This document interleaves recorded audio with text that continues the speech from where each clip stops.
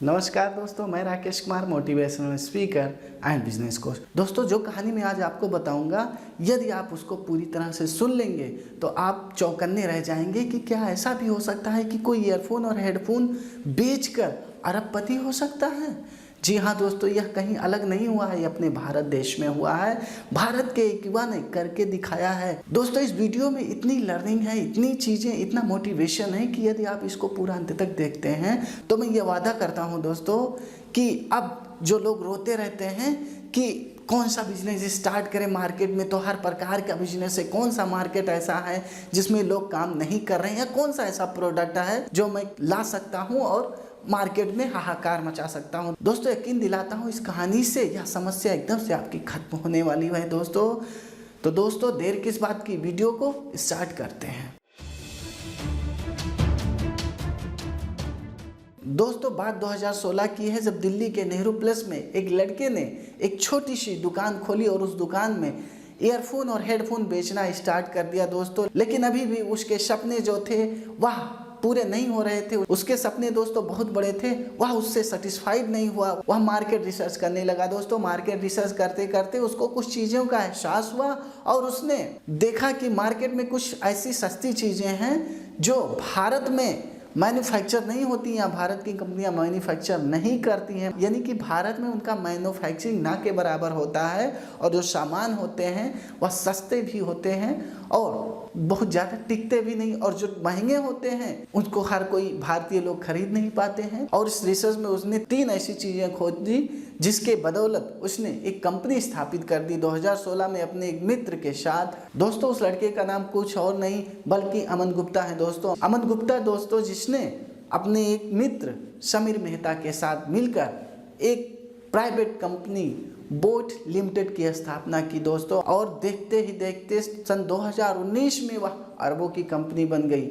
अब आप सोच रहे होंगे कि मार्केट में ऐसा उसने क्या लॉन्च किया, मार्केट में ऐसा क्या उसने रखा कि लोग उसके प्रोडक्ट खरीदना स्टार्ट कर दिए। दोस्त, उसने 3 ऐसी चीज़ें देखी मार्केट में जो शायद ही लोग देख रहे थे, वह उसने स्पेशली देखा और उन 3 चीज़ों की बदौलत ही उसने मार्केट में एक नई माइंडसेट के हिसाब से एक नया प्रोडक्ट लोगों के सामने रखा। और देखते ही देखते उस कंपनी का वैल्यूएशन सन 2019 तक पहुंचते पहुंचते दोस्तों 108 करोड़ की हो गई। जी हाँ दोस्तों, 108 करोड़ की हो गई। तो क्या है वह 3 चीज़ें जो उसने मार्केट रिसर्च के दौरान देखा दोस्तों और समझा, उसके बाद उस प्रोडक्ट को उसने लॉन्च किया और देखते ही देखते वह अरबपतियों में शुमार हो गया। दोस्तों, जो सबसे ज़्यादा उसने फोकस किया, कंज्यूमर बिहेवियर पर फोकस किया। कंज्यूमर बिहेवियर पर दोस्तों उसने इन 3 शब्दों पर सबसे ज़्यादा फोकस किया और इन 3 शब्दों के बदौलत ही उसने मार्केट में एक नए माइंडसेट का प्रोडक्ट लॉन्च कर दिया। और इस फार्मूले को दोस्तों उसने अपने प्रोडक्ट पर इम्प्लीमेंट किया। 3 चीज़ें जो थी वह सबसे पहला था कंज्यूमर बिहेवियर्स में कंज्यूमर नीड। दोस्तों, कभी कभी क्या होता है, हम मार्केट जाते हैं, हमारी आवश्यकता जो होती है कोई एक प्रोडक्ट को लेकर होती है, लेकिन हम उसमें बहुत चीज़ें देखते हैं। सबसे ज़्यादा जो हम देखते हैं वह देखते हैं कि कौन सा ऐसा प्रोडक्ट लूँ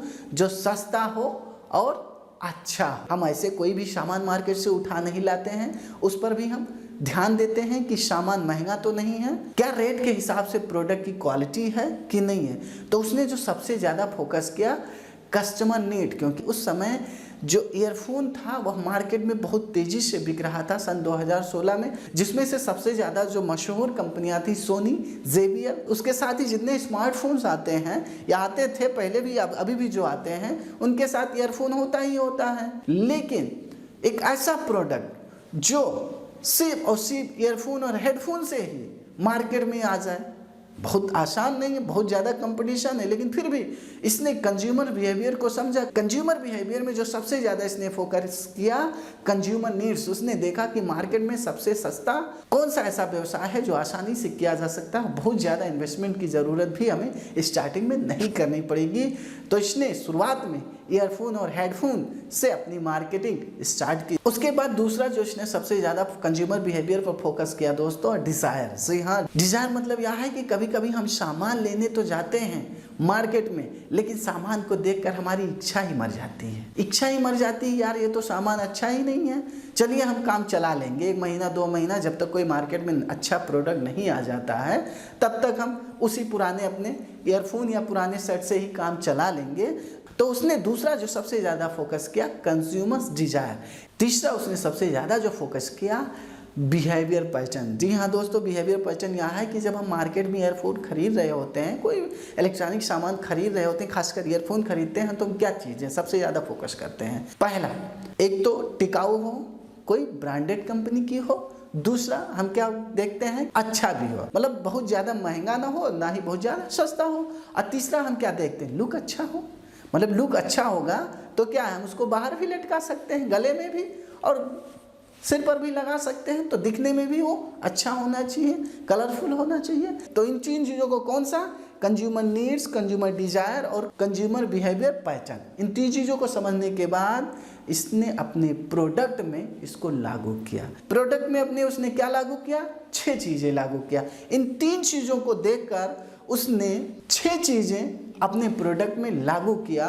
और वह जो 6 चीज़ें थी उसमें से जो सबसे पहला था वह था अफोर्डेबल। जी हाँ दोस्तों, अफोर्डेबल मतलब यह है कि मार्केट में उस समय 2 प्रकार के प्रोडक्ट थे, या फिर आप चाइनीज़ ईयरफोन ले लीजिए, या फिर आप बड़े जो कंपनियां हैं, खासकर सोनी, JBL, जो बड़ी बड़ी कंपनियां थी, या जो मार्केट में वही कंपनियां थी जिनके फ़ोन थे, उनके ईयरफोन अलग से आते थे। उसके अलावा आपके पास चौथा कोई ऑप्शन ही नहीं था। तो पहला जो था उसने जो सबसे ज़्यादा फोकस किया अफोर्डेबिलिटी, मतलब यह है उसने देखा कि जो चाइनीज़ प्रोडक्ट हैं वह बहुत सस्ते हैं, लेकिन जो ब्रांडेड प्रोडक्ट हैं जो पहले से मार्केट में हैं वह बहुत महंगे हैं। तो उसने वो बीच का रास्ता अपनाया, मतलब ना बहुत ज़्यादा सस्ता ना बहुत ज़्यादा महंगा। तो पहला सबसे ज़्यादा उसने मार्केट में जो फोकस किया अपने प्रोडक्ट में अफोर्डेबिलिटी। दूसरा उसका जो सबसे ज़्यादा फोकस रहा वह रहा ड्यूरेबिलिटी। जी हाँ, ड्यूरेबिलिटी मतलब यह है कि चाइनीज़, मैंने पहले बताया कि चाइनीज़ प्रोडक्ट में कोई भरोसा नहीं होता है कब तक चले और कब खराब हो जाए, और जो महंगे प्रोडक्ट होते हैं वो महंगे होते थे तो लोग उसको खरीद नहीं पाते थे। तो दूसरा इसने जो सबसे ज़्यादा फोकस किया अपने प्रोडक्ट में वह था ड्यूरेबिलिटी, मतलब वह कितने दिन तक चल सकता है। साथ ही इसने अपने प्रोडक्ट में वारंटी की बात की। जी हाँ दोस्तों, वारंटी की बात की। खासकर इलेक्ट्रॉनिक्स जो सामान होते इसमें तो कोई वारंटी जल्दी मिलता ही नहीं है। इलेक्ट्रॉनिक सामान, ईयरफोन, हेडफोन पर इसने क्या किया, इसने सर्विस सेंटर की बात की कि हम आपको वारंटी देते हैं, आपका जो प्रोडक्ट है वो ड्यूरेबल है, अगर नहीं चलता, किसी भी प्रकार की कोई समस्या आती है तो आप उसको लाकर हमारे सर्विस सेंटर पर दे सकते हैं, उसको मेंटेन कर दिया जाएगा, और अगर नहीं सही होता तो रिप्लेस कर दिया जाएगा। तो ये दूसरी। तीसरा जो इसने सबसे ज़्यादा फोकस किया किस पर, फैशन पर। जी हाँ दोस्तों, फैशन पर इसने फोकस किया। मतलब यह है कि इसके जो ईयरफोन होते हैं, आप भी देखते होंगे जो ईयरफोन होते हैं इसके या हेडफोन होते हैं, अब तो ब्लूटूथ स्पीकर्स भी आने लगे हैं, साथ में केबल भी आ रहे हैं इसके। तो ये क्या करता है, बहुत ही कलरफुल, बहुत ही अलग अलग तरह के पैटर्न के ये फैशनेबल बनाता है। वह फोकस करता है फैशन पे, माइंडसेट को बदलता है। अक्सर करके लोगों का माइंडसेट क्या होता है, इलेक्ट्रॉनिक सामान, लेकिन अगर इलेक्ट्रॉनिक सामान के साथ साथ उसमें फैशन भी जोड़ दिया जाए, मतलब क्या है, आइकॉन बना दिया जाए कि अगर आप बोट का आईफोन ईयरफोन या स्पीकर इस्तेमाल करते हैं, इसका मतलब आप फैशनेबल हैं, आप बहुत ही स्मार्ट हैं, बहुत ही पैसे वाले हैं। इसीलिए चौथा इसने जो फोकस किया वह किया कस्टमर एज अ ब्रांड। जी हाँ, कस्टमर एज अ ब्रांड मतलब यह है कि इसने अपने कस्टमर का नाम दिया बोट हेड। जी हाँ दोस्तों, जब आप कोई सामान बोट का खरीदते हो तो जो खरीदार होता है, जो सामान खरीदता है, उसको यह अलग नाम से पुकारता है, बोट हेड। जी हाँ दोस्तों, एक अलग नाम, निक नाम देता है कि आप इसके प्रोडक्ट खरीद रहे हैं, इसका मतलब आप इसके मेंबर हो गए हैं, आप इसके सदस्य हो गए हैं, आप अलग नहीं, आप इसके परिवार का एक अंग हो गए हैं।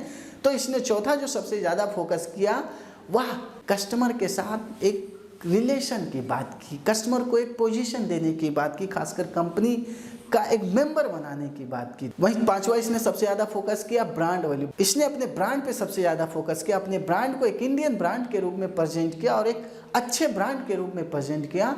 और इस ब्रांड को प्रेजेंट करने के लिए इसने छठा स्टेप अपनाया, वह था offline and celebrity word of mouth. Celebrity word of mouth का मतलब यह है, इसने 2 प्रकार के सेलिब्रिटी को सिलेक्ट किया। 2 तरह के सेलिब्रिटी जो होते हैं, खिलाड़ी और उसके बाद फिल्मी सितारे। जी हाँ, इसलिए अपने ब्रांड एम्बेसडर में इसीलिए खिलाड़ियों खासकर क्रिकेटर्स को सेलेक्ट किया और फिल्मी सितारों को सेलेक्ट किया। इसने क्रिकेटर्स के रूप में श्रेयस अय्यर, पृथ्वी शा, बुमराह आदि ऐसे कई ऐसे खिलाड़ियों को उसने अपना ब्रांड एम्बेसडर बनाया। वहीं अगर फिल्मी सितारों की बात की जाए दोस्तों, तो फिल्मी सितारों में इसने जैकलीन फर्नांडीज, कार्तिक आर्यन, उसके बाद कियारा एडवाणी, इसने इन सेलिब्रिटियों को अपना ब्रांड एम्बेसडर बनाया। और दोस्तों, जब ब्रांड एम्बेसडर जो होता है, आपको पता होना चाहिए कि भारत में लोग इनके दीवाने होते हैं। बिना किसी प्रकार का सोचे ही लोग उस प्रोडक्ट को पहनना या यूज़ करना स्टार्ट कर देते हैं। तो इसने कंज्यूमर बिहेवियर को समझने के बाद इन 6 चीज़ों को